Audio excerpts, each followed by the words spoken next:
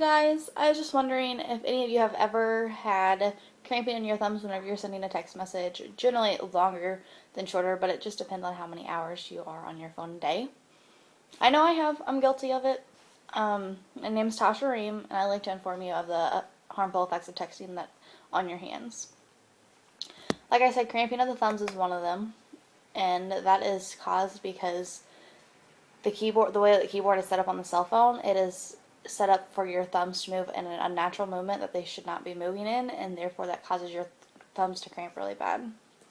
Arthritis is caused because of repetitive movements, and when you're texting, you're always doing the same thing. Either it's always with your thumbs, always with your hands bent around the phone generally. It causes your hands to become stiff, and therefore the arthritis will slowly set in. Carpal tunnel is another one. It involves using your wrists whenever you text, so therefore carpal tunnel can set in, and the longer you go without treatment for carpal tunnel, the more likely you'll have to have surgery. And whenever you have to have surgery from carpal tunnel, it generally takes you weeks to recover, and therefore that means you cannot work. And for some of us, we need to work to pay bills. Cramping in the neck and the shoulders is another side effect of texting. Your posture can be affected because you're always looking down at your cell phone. Your neck is always down. Your neck is never straight forward whenever you're looking at your phone. Your shoulders are slouching. And therefore that affects our posture, which affects our back and our stance. And generally it causes, and that's another pain that it can cause. Your back. I know my back always hurts, but granted I have scoliosis. That's another story. But your posture can be affected because of texting. I know this might sound funny, but you can be overexposed to radiation by a cell phone. Your cell phone does put off radiation. Depending on the type of phone, it might put off more radiation than others. I know Blackberries have a higher radiation rate than what a T-Mobile Sidekick would.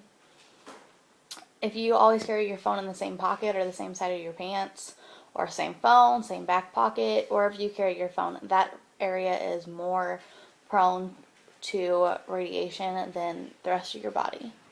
I know whenever I wear gym shorts and I don't have any pockets, I put my cell phone in the band of my pants, right there by my pelvic area.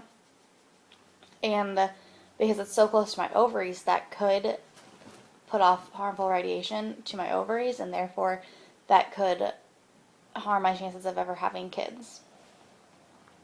Sleep deprivation is another one. Generally, it's just found in teenagers because a lot of us are unable to put our phones down of a night. We just don't know when to just say, good night, I'm going to bed, let's turn my phone off.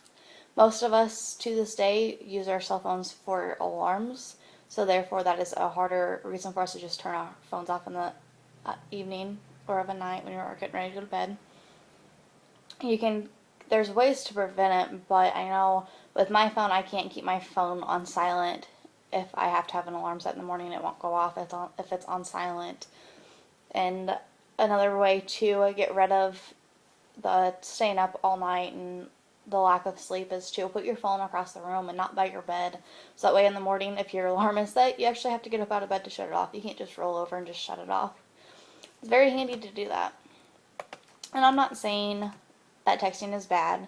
I know I'm guilty of texting. I'm guilty of having half the side effects of texting because I'm still a teenager, so I'm sleep deprived most of the time too. But you should make sure that you always put your phone down at least for a couple hours every day, or just set a certain time aside to where you're not on your phone. If you want to go through Facebook, get on the computer instead of on your phone, because that's less time that you're on your hands, and your hands are in the same repetitive movement that could cause arthritis, bursitis, tendinitis. It can also cause carpal tunnel. There's several different things that it can cause in your hands, and your hands are one of the few body parts that you're going to use for the rest of your life.